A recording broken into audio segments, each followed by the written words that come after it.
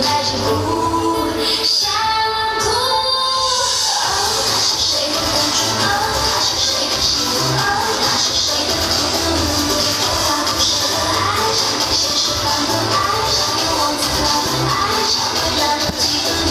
你受伤了，你哭，你哭，你受伤了，你哭，你